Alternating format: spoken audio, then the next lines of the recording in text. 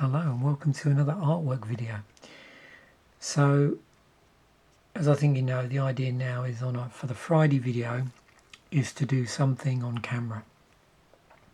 And I have been trying to alternate between magic cards, the artwork on magic cards, through those deck sleeving videos where I don't really say anything on camera, and non-magic artwork. So I did a couple of tarot videos, one for a deck and one for that book I bought, that very nice book. And I was sitting down this week trying to think what I could do, whether I could do anything that would tie into this week's magic videos, because we were looking at 10th edition. And I was mindful that what I should really do, if I was keeping with the format, was to do another non-magic artwork video. But then I stumbled across this really interesting box of magic cards. So probably not unlike a lot of collectors or players. My magic collection is fairly well organised. However, there are a few random boxes here and there, which for whatever reason haven't made it into a binder or a deck, or haven't made it into a box with other cards in it or other toolkits.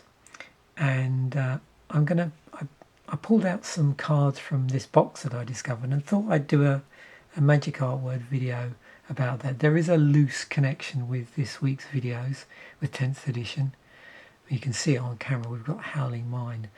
The box in question actually is quite a small box of cards, and what had happened originally is, in the early days when I was doing videos and I was looking for different things to do, I'd read an article from a really early Magic the Gathering magazine.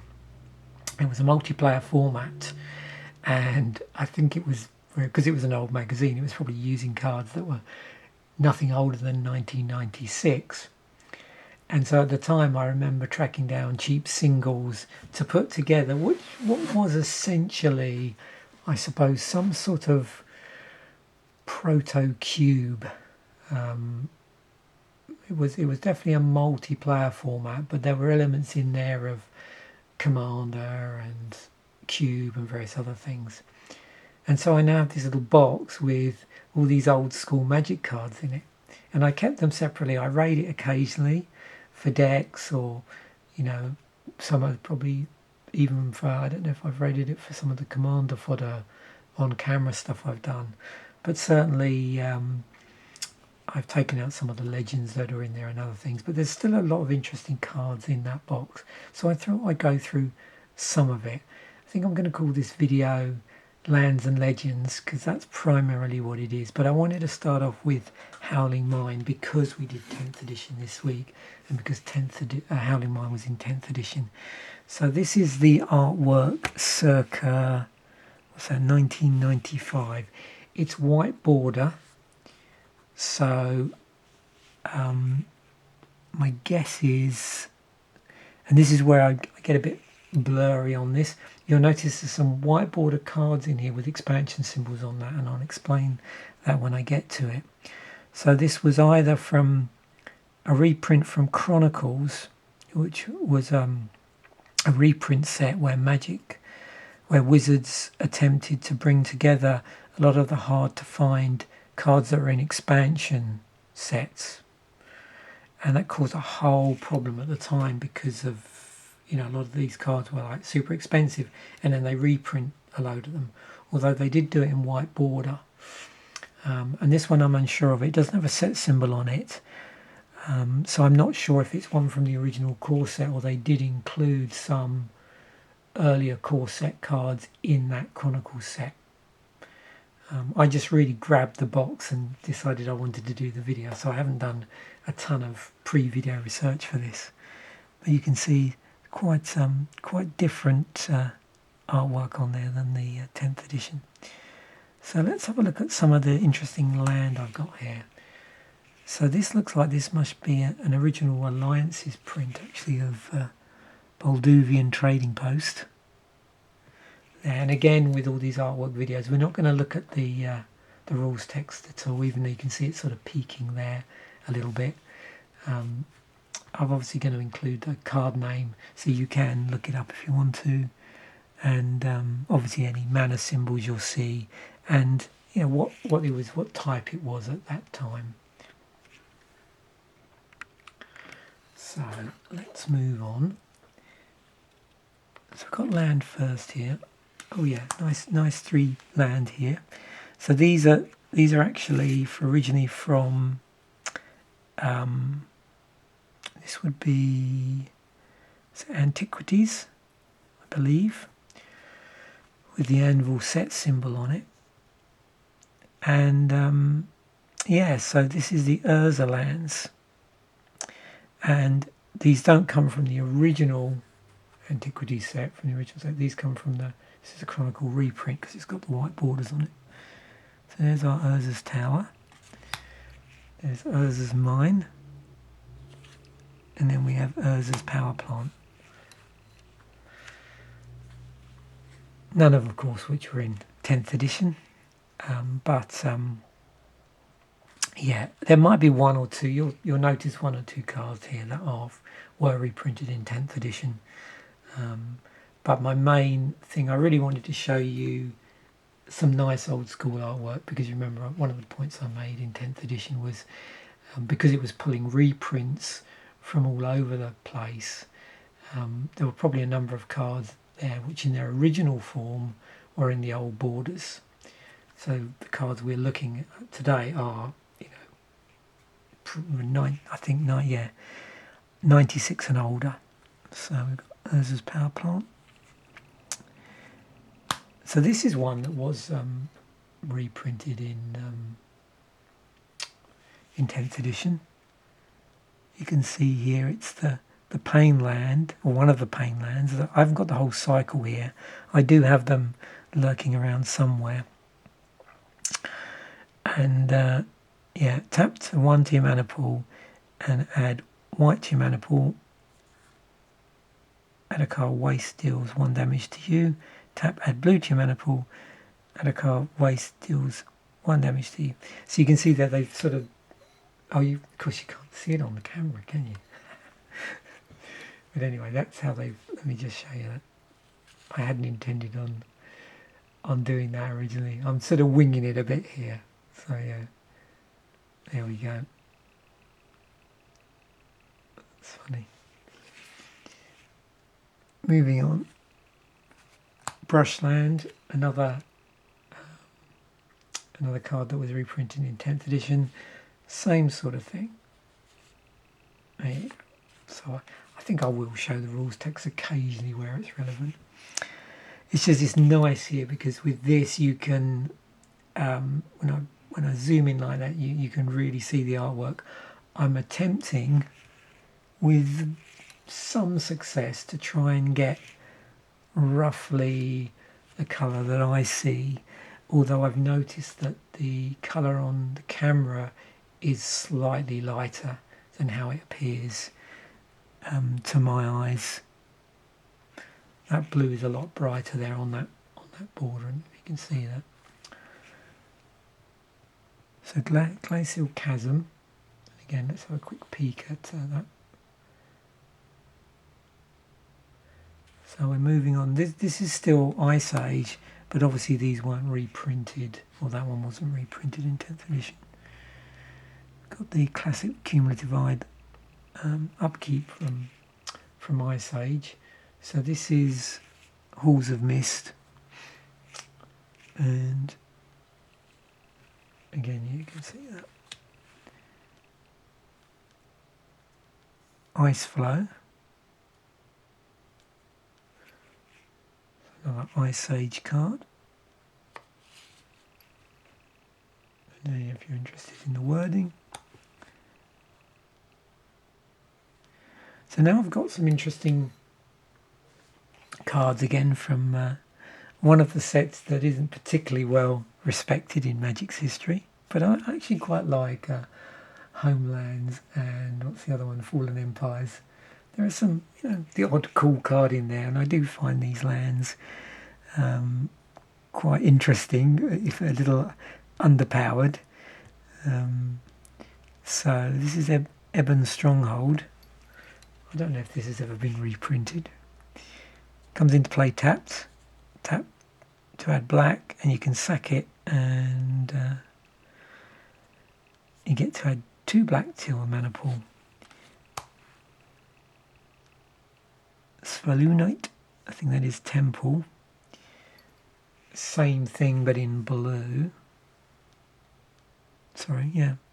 It's interesting because I don't know if you can see that they did some interesting things with some of the rules text border colours as well.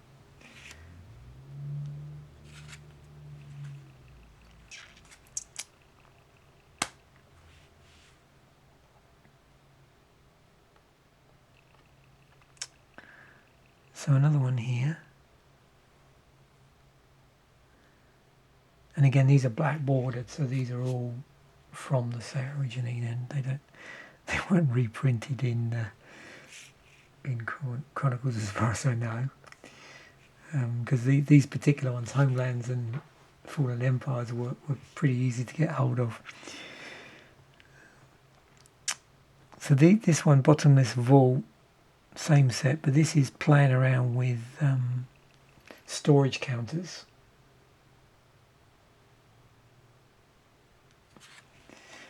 We've got sand silos, same cycle, okay, but in blue. Okay, so this is a Land from the Dark. Again, it's been reprinted in Chronicles. You can see the white border. It's got the original dark symbol on it, that's how I know. But look at the rules text on that.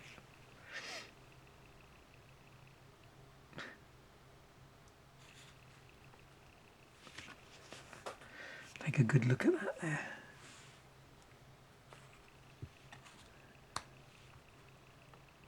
Oh, I've got one from the dark, but this actually does come from the set. You can see it's black bordered. So we've got City of Shadows.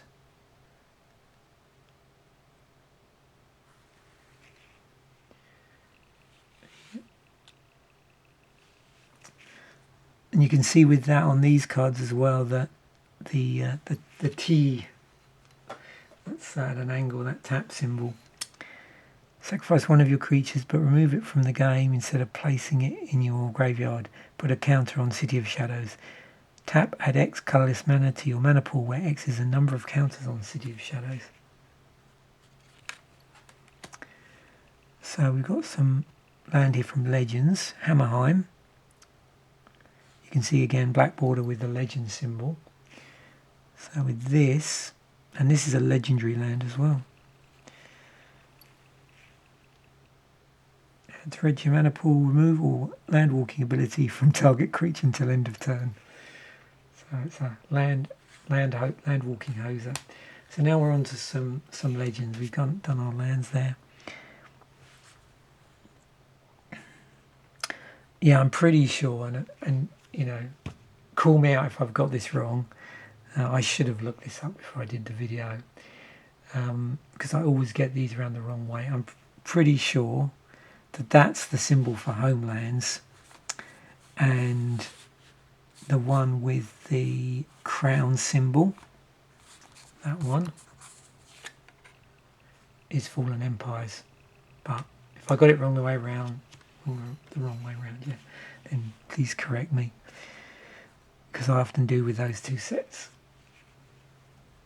So Autumn Willow, 4 and 2 green, summon legends. So again, we'll mainly focus on the artwork, but I'll just slide up so you can have a look at the rules text.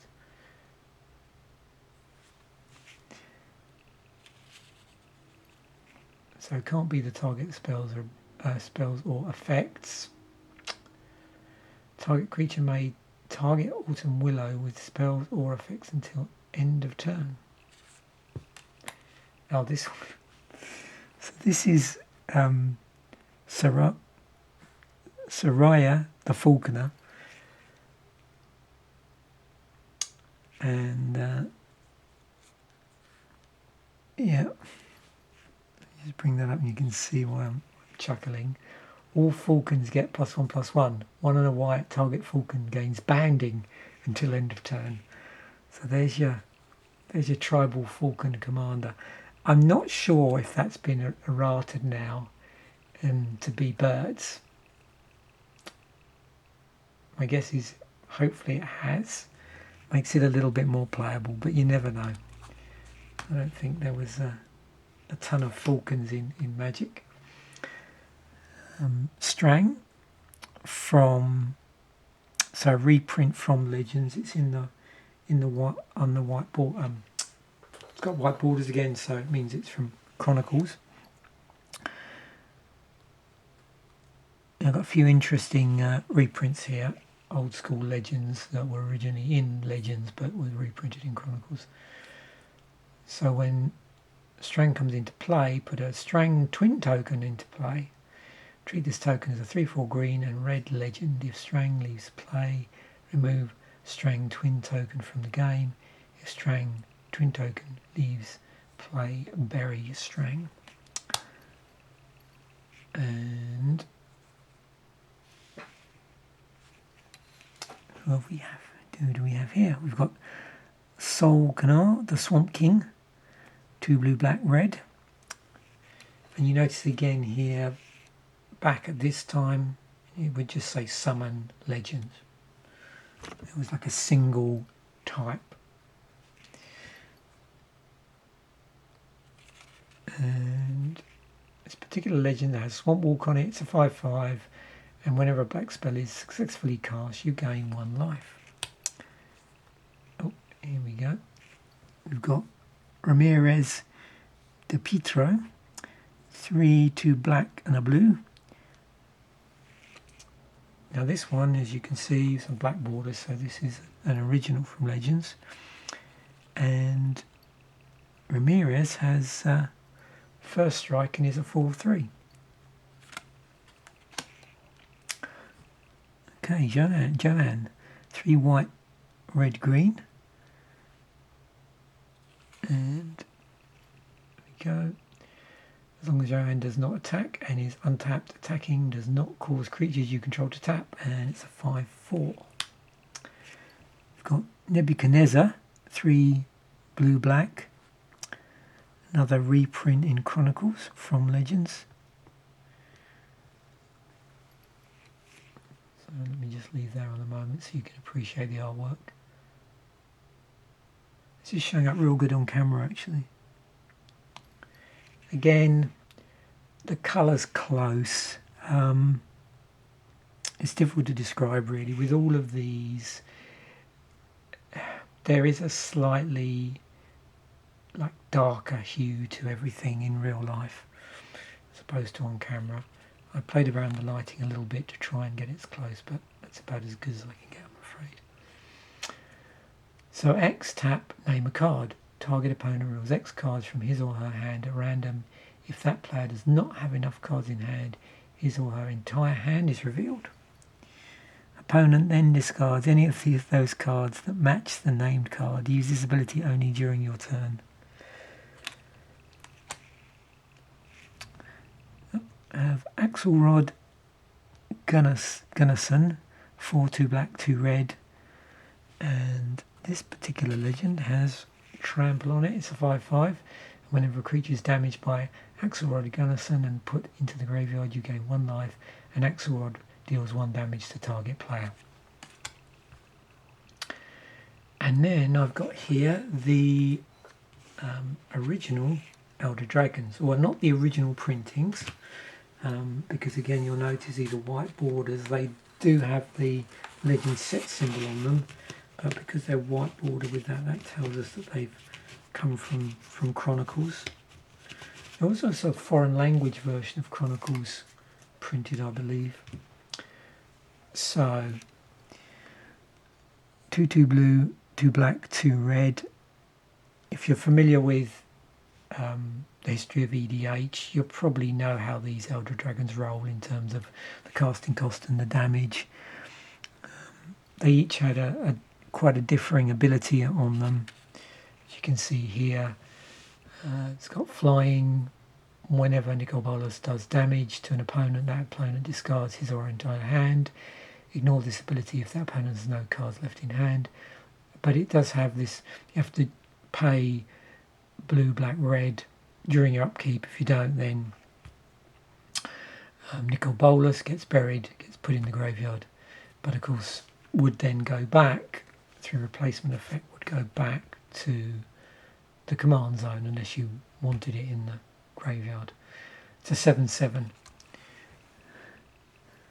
And all of these are all 7/7s, which is where the commander damage comes from 3 times. Hits with these, so 3 7s are 21. So 2 white, 2 red, 2 green. And this is Palladium Moors. And this particular one is flying and trample, and during your upkeep, pay white, red, green. So you can see with these, another 7/7, you're going to notice that they will have that during your upkeep, pay the 3 colours from their colour identity, or they get buried. Some have just straight static abilities, and as you see in a moment, there is at least one here that has ability that is activated from a cost. So Arcades Saboth, 2 white, 2 blue, 2 green. Just leave that there for the moment so you can just get a feel for the artwork. So, and the other thing with these, no surprise, they all have flying. So yeah, all have flying, all have some sort of cost to keep them in play. It's not a cumulative upkeep cost, it's just a straight cost. So with this one, as long as they are not attacking untapped creatures you control, get +0/+2. And you can pay 1 white for this to play +0/+1 until end of turn. And of course you can invest as much white as you have into that if you want to. Chromium, 2 white, 2 blue, 2 black. Now this one, in addition to flying, has Rampage on it. And it's a Rampage of 2.